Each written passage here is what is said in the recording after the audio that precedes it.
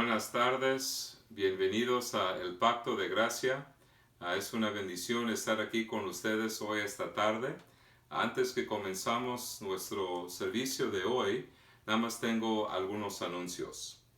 Hoy y el próximo domingo voy a grabar los sermones y subirlos por YouTube. También hay otro sitio de web que se llama sermonaudio.com, a donde hay muchos sermones, inclusive los sermones del Pacto de Gracia. Ahí están los sermones en sermonaudio.com. Así que, amados, son todos los anuncios que tengo, y ahora vamos a comenzar con el llamamiento a la adoración. Hoy, este día, el llamamiento a la adoración viene del Salmo 91, los versículos 1 a 2. Aquí leemos, amados. El Salmo 91. El que habita al abrigo del Altísimo morará bajo la sombra del Omnipotente. Diré yo a Jehová, esperanza mía y castillo mío, mi Dios en quien confiaré. Ahora, amados, voy a decir el saludo de Dios. Gracia y paz a vosotros, de Dios nuestro Padre y del Señor Jesucristo. Amén y amén. Y durante este tiempo, amados, les voy a leer la ley de Dios. Ahora vamos a enfocar nuestra atención en el primer mandamiento de los 10 mandamientos. Así que aquí leemos en Éxodo capítulo 20, los versículos 1 a 3, aquí leemos el primer mandamiento. Y habló Dios todas estas palabras diciendo, Yo soy Jehová tu Dios, que te saqué de la tierra de Egipto, de casa de servidumbre. No tendrás dioses ajenos delante de mí. Así que, amados, es muy importante entender el significado del primer mandamiento, y para ayudarnos a entender mejor lo que significa el primer mandamiento, aquí voy a leer una explicación de aquí las 3 formas de unidad, que son nuestras confesiones de fe, y aquí tenemos el Catecismo de Heidelberg, a donde nos da una explicación de los 10 mandamientos. Y aquí les voy a leer del Catecismo de Heidelberg la pregunta y la respuesta 94 y 95. Aquí leemos. ¿Qué ordena Dios en el primer mandamiento? Que yo, si no quiero poner en riesgo mi salvación, evite y huya de toda idolatría, hechicería, encantamientos, invocación de santos o de otras criaturas, y que yo reconozca correctamente al único verdadero Dios, confíe en Él solamente, con toda humildad y paciencia, espere todo bien de Él solamente, lo ame, tema y honre, y con todo mi corazón, de tal manera que renuncie a todas las criaturas antes que cometer la menor cosa en contra de su voluntad. Y la pregunta 95, ¿qué es la idolatría? Y aquí leemos una definición de la idolatría. La idolatría es concebir o tener algo más en lo cual pongamos nuestra confianza en lugar de o junto al único verdadero Dios que se ha revelado a sí mismo en su palabra.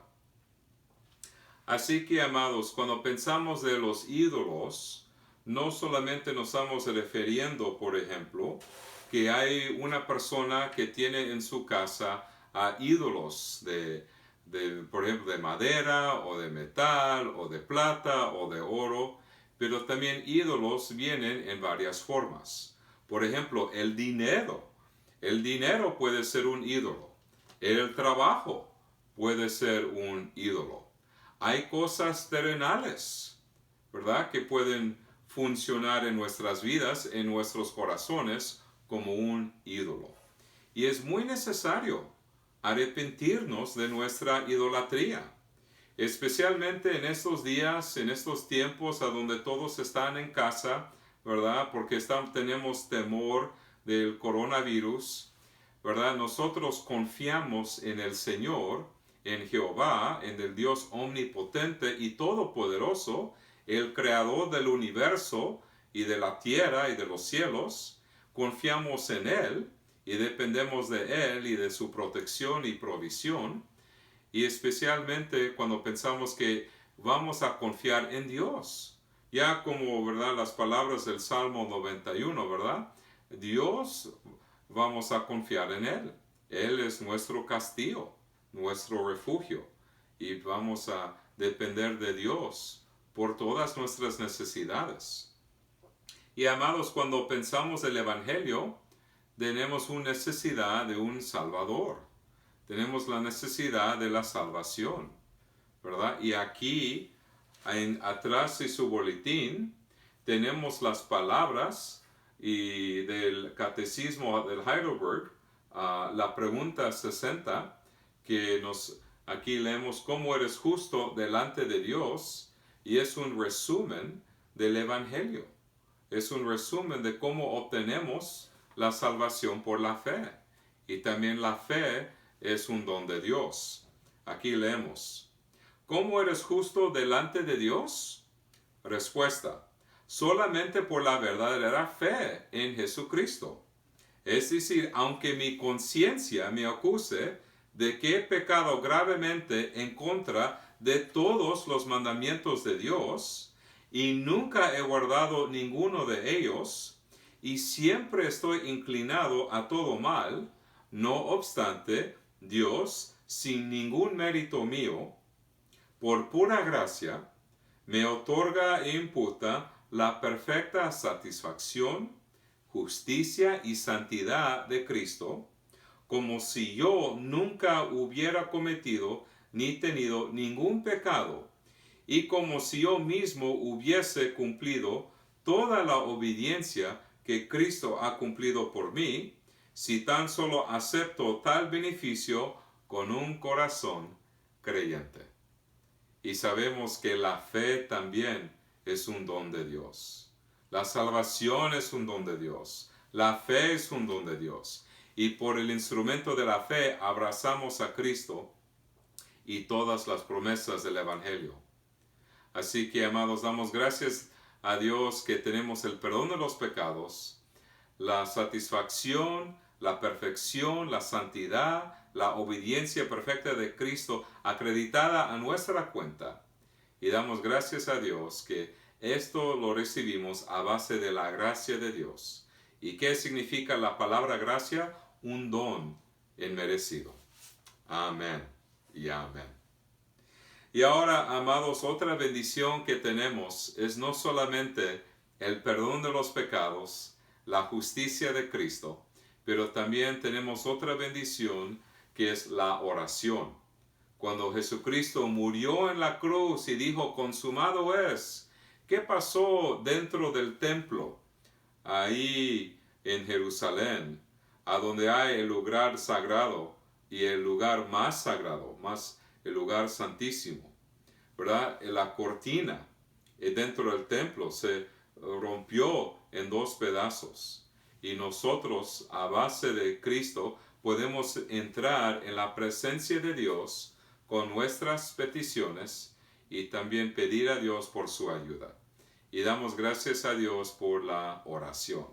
Es una bendición que nos ha dado Dios, que ahora Dios Padre es nuestro Padre, Dios Hijo es nuestro Salvador, y Dios el Espíritu Santo es nuestro Consolador. Gloria a Dios.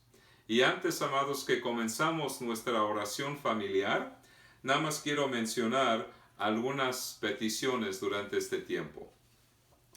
Amados, muchas gracias por sus peticiones, especialmente para mi familia y también para la familia Mozo.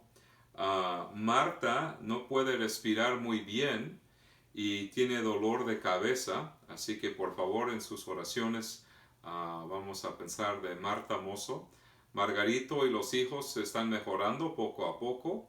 Y también Samuel no está bien de salud, Samuel Mozo. Y también, amados, si hay otra petición, por favor, mándenme un mensaje y con mucho gusto vamos a estar en oración por todos sus seres queridos. Y si hay alguna necesidad, queremos saber nosotros.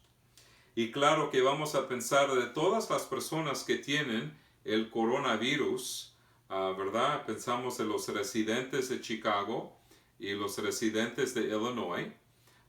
Y también cuando escuchamos las noticias, sabemos que hay muchas personas en Nueva York, en Nueva Jersey, en Connecticut, que tienen el coronavirus.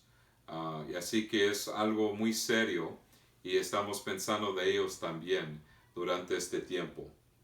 Así que, amados, al final de la oración familiar, vamos a decir todos juntos las palabras del Padre Nuestro al final de esta oración.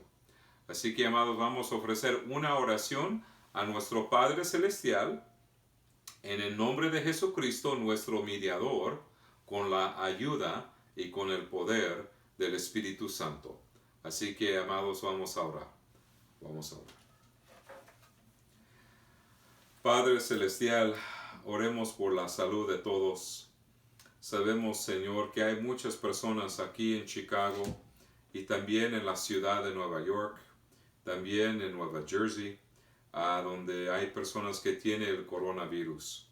Señor, pedimos por la sanación de cada persona y, Señor, pedimos por tu protección sobre nuestras familias, nuestros seres queridos, compañeros del trabajo y también, Señor, nuestros vecinos. Señor, no solamente pensamos de las personas sufriendo con el coronavirus aquí en este país de los Estados Unidos, también pensamos en nuestros queridos hermanos en Sudamérica, Centroamérica, en México, en el Caribe, a donde también hay casos de personas con el coronavirus. También, Señor, pensamos de los miembros de nuestra iglesia y sus necesidades y también las necesidades de sus seres queridos. Oremos por Luisa, la hermana de Teo García, que tiene cáncer. Oremos por la sanación del brazo de doña Sonia, que va a tomar aproximadamente 2 o 3 meses para recuperarse. Oremos por la salud de la familia Cruz. Oremos por la salud de la familia Mozo, especialmente Marta, que tiene dolor de cabeza y no puede respirar muy bien. Oremos por la salud de Anita Solano, su mamá, sus hermanos, sus nietos. Oremos por la salud de Daniel Barrera, el hermano de Reina. Oremos por la salud de Vicente Cuevas, el abuelo de Samuel, que no está bien de salud. Oremos por la salud de Graciela y de Goyita, también su hijo Salvador, el hijo de Goyita. Oremos por Taryn, la nuera de Sandra Tijerina, que está embarazada. Oremos por Alma Martínez y Jaime Ruiz, también por Alberto Ayala, que tiene cáncer en la sangre. Y oremos por Guadalupe, que tiene diabetes.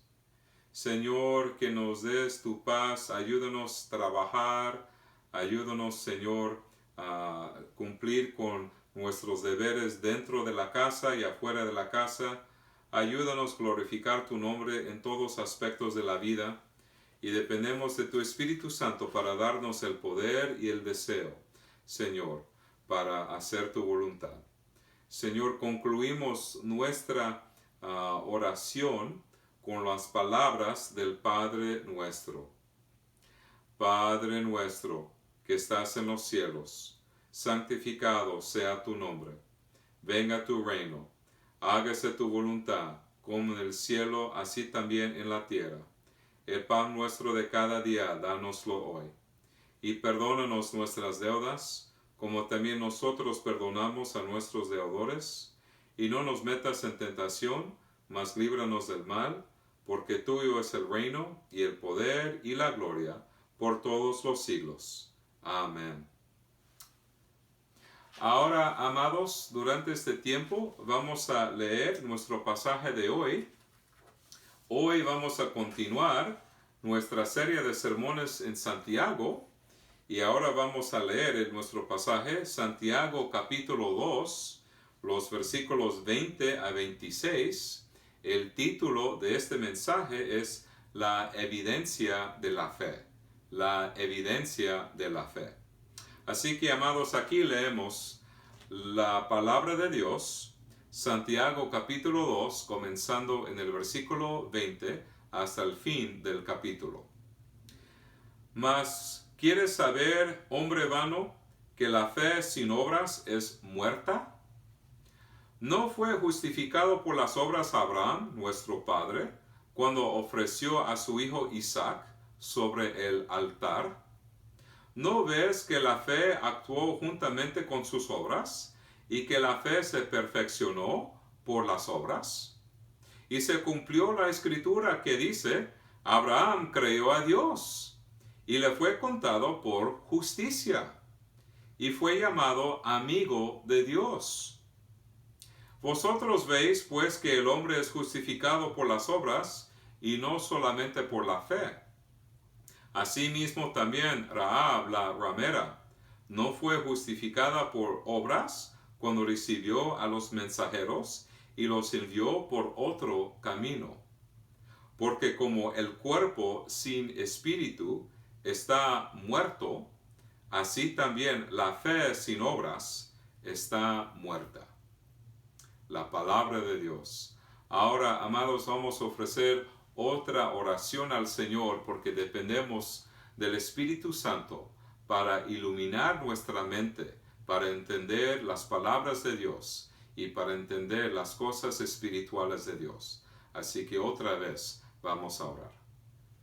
Padre Celestial, ayúdenos, Señor, a entender este pasaje en su contexto, aclarar confusión acerca de este pasaje y aplicar este pasaje a nuestras vidas. Ayúdanos, Señor, a ser oidores y hacedores de la palabra. Y dependemos del Espíritu Santo para darnos el deseo y poder para ser oidores y hacedores de la palabra. Y, Señor, todo eso te lo pedimos en el precioso nombre de Cristo Jesús. Amén. Amados en Cristo Jesús, ¿qué es lo que creemos en la Biblia? Cuando pensamos de esta pregunta, hay dos grupos de personas de lo que piensan acerca de la Biblia. Por ejemplo, hay un grupo de personas que creen que la Biblia es un libro lleno de errores y contradicciones. Creen que la Biblia no está de acuerdo con las investigaciones de los científicos. También creen que la Biblia dice una cosa en un libro, pero dice exactamente lo opuesto en otro libro. Pero también hay otro grupo de personas, hay un segundo grupo de personas que creen que la Biblia no tiene errores, porque es un libro divino, inspirado por el Espíritu Santo. Como Dios es el autor de la Biblia, las Sagradas Escrituras no tienen errores. Dios inspiró los autores bíblicos y el Espíritu Santo guió este proceso.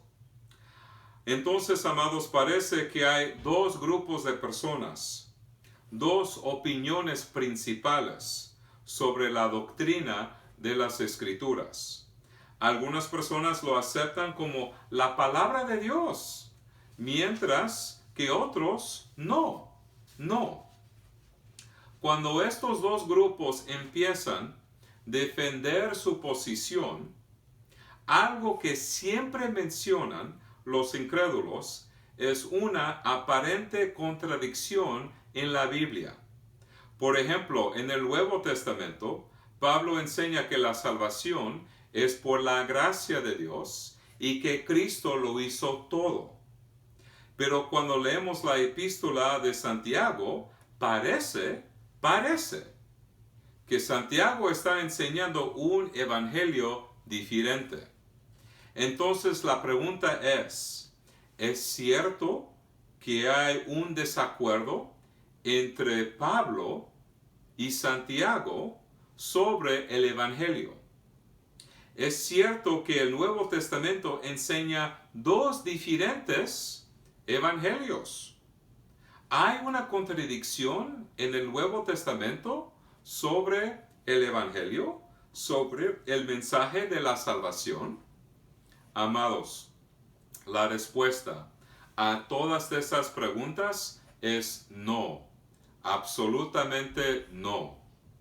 Cuando las personas hablan de Santiago y Pablo, siempre se refieren a Santiago capítulo 2.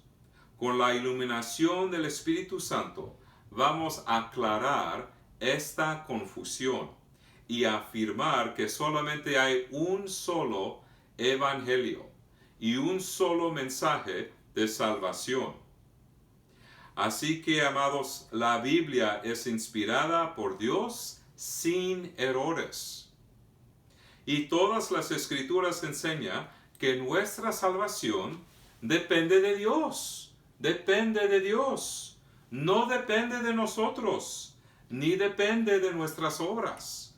La salvación depende de Dios, y Dios es el autor de la salvación. Para ayudarnos a entender cómo Dios nos salva y cómo Dios nos santifica, vamos a examinar la vida de Abraham. Y para entender el pasaje de hoy, vamos a considerar 3 puntos. Primero, el mensaje central de Santiago. Segundo, la vida y la fe de Abraham. Y tercero, el sacrificio de Isaac. Así que comenzamos con el primer punto, el mensaje central de Santiago. El primer punto. Amados, cuando estudiamos cualquier libro de la Biblia, hay ciertas preguntas que debemos hacer. Por ejemplo, ¿quién escribió este libro? ¿Por qué lo escribió? ¿Quiénes fueron los recipientes de este libro? ¿Cuál es la organización del libro? ¿Cuál es el mensaje central de este libro? Amados, es importante contestar estas preguntas de nuevo para poder interpretar nuestro pasaje de hoy, que viene de Santiago capítulo 2. Santiago es el autor de este libro. Él era el hermano de Jesucristo y era el pastor de la iglesia cristiana en la ciudad de Jerusalén. La mayoría de su congregación eran judíos cristianos, es decir, judíos que fueron convertidos al cristianismo. Y como había mucha persecución en la ciudad de Jerusalén, muchos miembros de esta iglesia en Jerusalén se fueron. Pero Santiago todavía pastoreaba a sus antiguos miembros a través de sus cartas. Esta epístola de Santiago que tenemos en el Nuevo Testamento era una carta pastoral a sus antiguos miembros. Como pastor, Santiago notaba ciertos pecados y ciertas aflicciones en las vidas de sus antiguos miembros. Entonces el propósito de esta carta era para ofrecer consuelo y también exhortaciones de cómo vivir la vida cristiana. Así que, amados, por eso este libro es muy práctico, desde el principio hasta el final. Santiago nos exhorta sobre nuestros pensamientos, palabras y acciones. Él enfoca la mayoría de su tiempo de cómo debemos crecer en nuestra fe. Y ahora tenemos que hacer esta pregunta. Ahora, ¿por qué era necesario tantas exhortaciones sobre la vida cristiana en esta carta? ¿Por qué? Porque los recipientes de esta carta no tomaron la vida cristiana en serio. Según los recipientes de esta epístola, nada más haciendo una profesión de fe delante de la congregación, era suficiente para Dios. Según ellos, creciendo en las virtudes cristianas no era importante. Según ellos, viviendo una vida santa no era importante. La ley de Dios no tenía ningún papel en sus vidas. Se seguían portando como hijos rebeldes, no como hijos de Dios, no como hijos de la luz.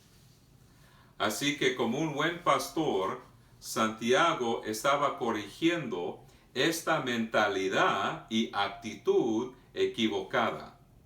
Por eso en los primeros 2 capítulos, Santiago escribió cómo debemos ser oidores y hacedores de la palabra. Debemos amar a la familia de Dios sin distinciones. Si alguien cree en Dios, pero no practica el amor, su fe es muerta. Si alguien no hace buenas obras en su vida cristiana, su fe es estéril. Si somos una nueva criatura en Cristo, vamos a ver evidencia de una vida transformada. Si el Espíritu Santo nos dio fe, también nos va a santificar el Espíritu Santo. Si Dios nos ama, también vamos a amar a otros y tener misericordia. En este capítulo, Santiago repite 3 veces de la necesidad de hacer buenas obras como cristianos. Aquí leemos en Santiago capítulo 2, el versículo 14. ¿De qué sirve, hermanos míos, si alguno dice que tiene fe, pero no tiene obras? ¿Acaso puede esa fe salvarle? Santiago 2, el versículo 20. Pero, ¿estás dispuesto a admitir, oh hombre vano, que la fe sin obras es estéril? Santiago 2, el versículo 26. Porque así como el cuerpo sin el espíritu está muerto, así también la fe sin las obras está muerta. Amados, si tenemos a Dios Padre, Dios Hijo y Dios el Espíritu Santo obrando en nuestras vidas, ¿cómo es posible que no estemos progresando en la gracia y conocimiento de nuestro Señor Jesucristo? Ni una pulgada. A esto se refiere Santiago cuando escribe de una fe muerta. A esto se refiere. Si Dios nos ha salvado, también vamos a ver evidencia que Él nos está santificando. Entonces, este pasaje y esta epístola está ofreciendo exhortaciones sobre nuestra vida cristiana y santificación.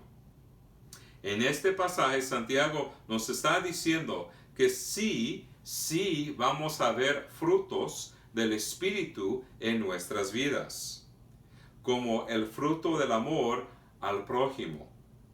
Pero si no hay ningún fruto espiritual en nuestra vida, entonces Él nos está dando un aviso muy serio. Es trágico, es una tragedia, que hay personas que piensan que la santidad, el amor y las buenas obras no son importantes.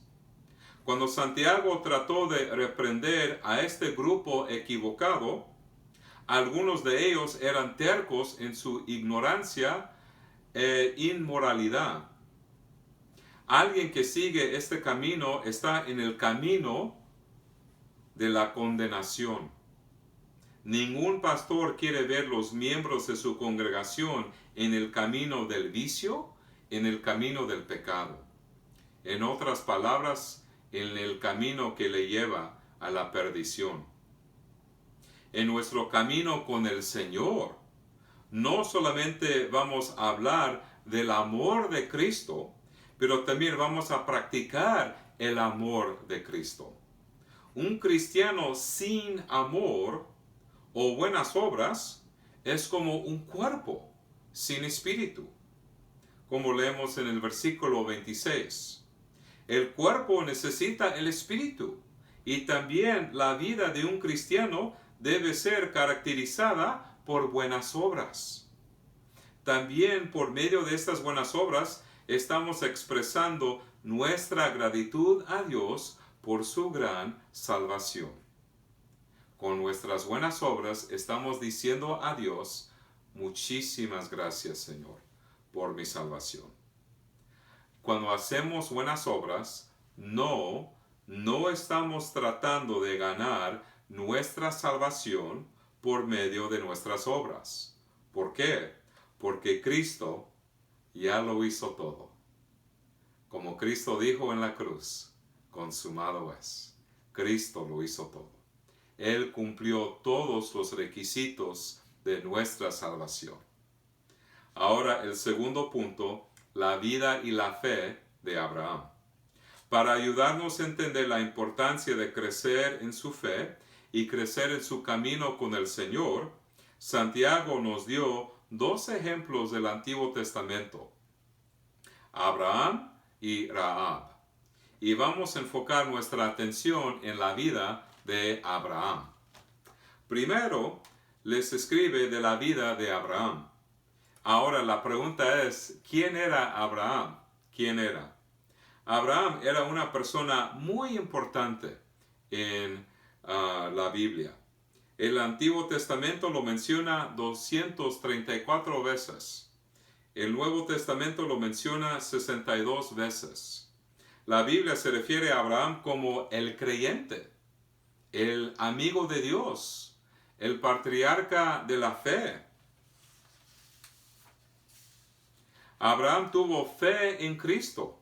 Y una de las cosas más importantes que podemos aprender acerca de Abraham era que él creyó en Dios y las promesas de Dios, y le fue contado por justicia. Así que entonces Abraham era muy importante y lo identificamos principalmente como el patriarca de la fe. Si queremos aprender de la fe y de la vida de fe, entonces necesitamos aprender de la vida de Abraham. Por ejemplo, si quieren estudiar más acerca de Abraham, aprendemos de su vida en el libro de Génesis, empezando en el capítulo 12 hasta el capítulo 25. En nuestro pasaje de hoy, Santiago menciona algunos eventos principales en la vida de Abraham. Santiago no menciona estos eventos en orden cronológico. Entonces debemos aclarar lo que pasó primero, segundo y tercero en la vida de Abraham. Primeramente, Abraham nació en la ciudad de Ur. Cuando Dios lo llamó para ser su siervo, Abraham estaba en la ciudad de Harán. Dios le dijo que viajara a la tierra de Canaán, es decir, la tierra prometida. Y también Abraham tenía 75 años cuando Dios lo llamó y cuando Dios los dio estas promesas. Abraham tenía 75 años cuando le llamó Dios. Él dejó todo lo familiar, conocido, para viajar a un país extranjero. Amados, esto fue un hecho de fe, de ir a donde Dios nos manda. La relación entre Dios y Abraham fue gobernada según un pacto. Un pacto. Un pacto es un acuerdo entre dos o más personas. Dios inició este pacto con Abraham. Dios escogió a Abraham. Dios decidió las promesas del pacto. Dios iba a cumplir con todas las promesas del pacto. Dios es el socio principal de este pacto con Abraham. Dios cambió el nombre de Abraham, que significa el Padre exaltado, a Abraham, que significa el Padre de muchos. Abraham era el recipiente de las promesas y las bendiciones de Dios. Dios hizo un pacto entre él y Abraham y los descendientes de Abraham. En este pacto Dios le prometió la tierra prometida en Canaán y muchos descendientes. también le prometió que algunos de sus descendientes iban a ser reyes de la tierra. Ahora, ¿cuáles eran las obligaciones de este pacto entre Dios y Abraham? Aunque Dios era el socio principal del pacto y Abraham era el socio subordinado, todas las maldiciones del pacto caerían sobre Dios si el pacto no se cumpliera. Y para Abraham, él tenía que adorar a Dios y glorificar a Dios en su vida. Él tenía que circuncidar a los hombres de su hogar. Y él tenía que esperar pacientemente al cumplimiento de las promesas de Dios. Así que después de varios años, Abraham todavía no tenía un hijo. Y cada año que pasaba, Abraham se estaba envejeciendo. Abraham clamó a Dios y expresó sus dudas sobre la promesa de Dios de muchos descendientes. Dios le dio una respuesta a sus dudas. Aquí leemos Génesis 15, el versículo 5. Lo llevó fuera y le dijo: ahora mira al cielo y cuenta las estrellas, si te es posible contarlas. Y le dijo: así será tu descendencia. Dios le dijo que la descendencia de Abraham serían numerosas como las estrellas del cielo. Dios afirmó su promesa a Abraham, pero Abraham necesitaba esperar más tiempo para su hijo prometido. En el siguiente versículo leemos la respuesta de Abraham. Aquí Génesis 15, el versículo 6. Y Abraham creyó en el Señor, y él se lo reconoció por justicia. Así que Dios le dio a Abraham fe en las promesas de Dios. La fe es un don de Dios. La fe es nuestro instrumento para abrazar la salvación. Con el instrumento de la fe abrazamos a Dios y todas sus promesas. Abrazamos a Cristo, nuestro querido Salvador. Para los creyentes, nosotros abrazamos a Cristo y todos sus bienes con el instrumento de la fe. En su epístola, Santiago se refiere a la fe de Abraham en Santiago 2, el versículo 23. Y se cumplió la escritura que dice: y Abraham creyó a Dios y le fue contado por justicia, y fue llamado amigo de Dios. Por la gracia de Dios, Abraham creyó las promesas de Dios, y cuando Abraham creyó, Dios le dio justicia y rectitud. Una persona que recibe la rectitud de Dios por la fe es declarado justo ante Dios. A base de los méritos de Cristo, Dios nos mira como justos, perfectos y perdonados en Cristo Jesús. Amados, cuando Dios nos salva, como salvó a Abraham, ya no somos enemigos de Dios, pero ahora somos amigos de Dios. Nuestra posición ante Dios ha cambiado porque Cristo nos ha salvado. Antes éramos amigos con el mundo, pero ahora somos amigos con Dios, Tenemos una nueva relación con Dios. Ya no hay hostilidad entre nosotros y Dios. Al contrario, ahora hay paz, reconciliación. Cristo ganó esta paz por nosotros a través de su sacrificio en la cruz. Ahora el tercer punto, el sacrificio de Isaac. Entonces, en este pasaje aprendemos de la fe de Abraham y también aprendemos de las pruebas que experimentó Abraham en su camino con el Señor. En nuestro pasaje de hoy, Santiago también se refiere a una gran prueba que experimentó Abraham en su vida. Dios le dijo a Abraham que sacrificara a su querido hijo Isaac sobre un altar. Ahora, ¿por qué esta prueba era muy difícil? ¿Por qué? Esta prueba era difícil por varias razones. Por ejemplo, ningún padre quiere perder a su hijo. También. Tampoco un padre quiere ser responsable por la muerte de su hijo. Cuando Abraham tenía 75 años, Dios le hizo la promesa de mucha descendencia. Pero Abraham esperó 25 años para que se realizara esta promesa. Isaac era el hijo prometido. Y cuando nació Isaac, Abraham tenía 100 años. Y su esposa Sara tenía 90 años. Abraham amaba a su hijo. Y las promesas de Dios les pertenecían a Isaac. A Isaac. Entonces, cuando Dios le dio esta prueba de fe, era una prueba difícil. Pero Abraham obedeció a Dios. El libro de Hebreos nos ayuda a entender cómo Abraham tenía fe que Dios podía resucitar a Isaac de entre los muertos. Según Hebreos capítulo 11, los versículos 17 a 19. Entonces el libro de Hebreos y también el libro de Santiago nos ayudan a entender este evento importante, el sacrificio de Isaac.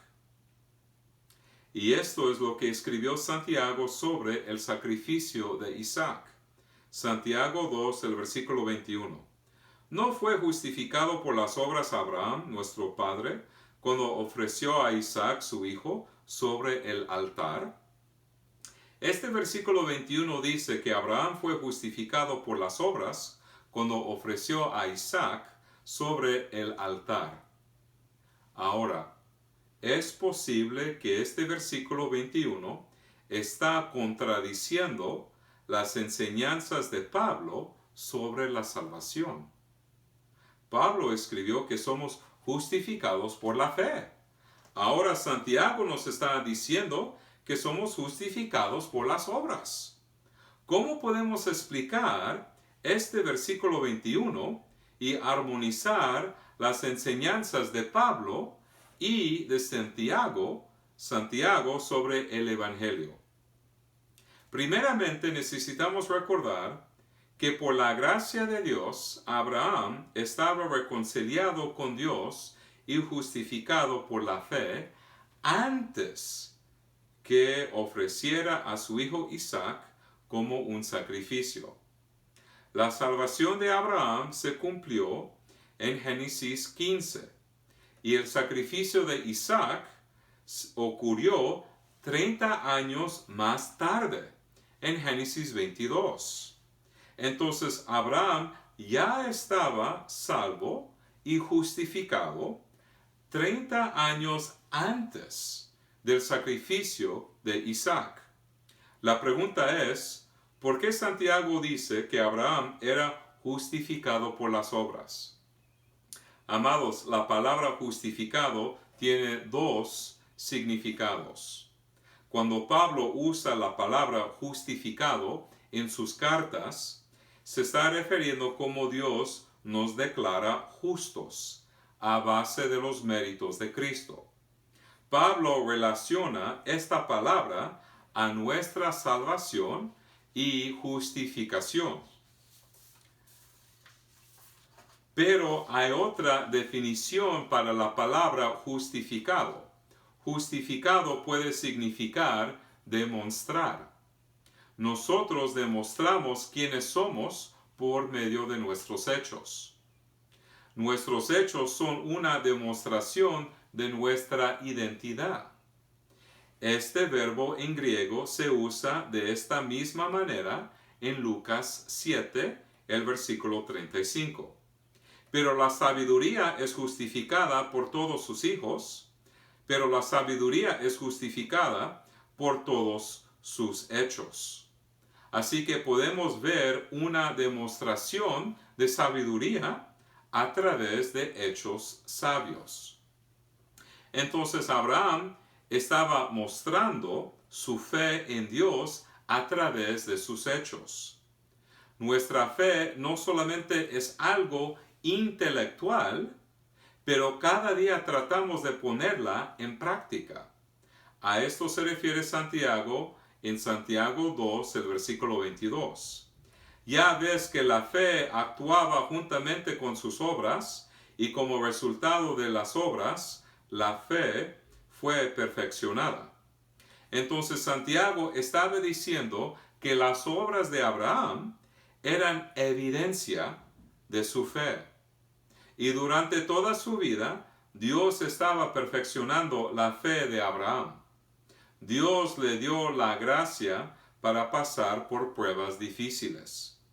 Cuando entendemos cómo Santiago estaba usando la palabra justificado, entonces podemos entender claramente el versículo 24. Santiago capítulo 2, el versículo 24. Vosotros veis que el hombre es justificado por las obras y no solo por la fe. ¿Qué significa el versículo 24?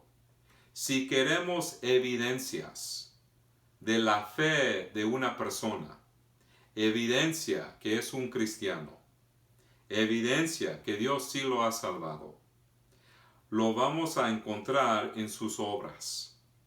Como nos enseñó Cristo, conoceremos un árbol por sus frutos.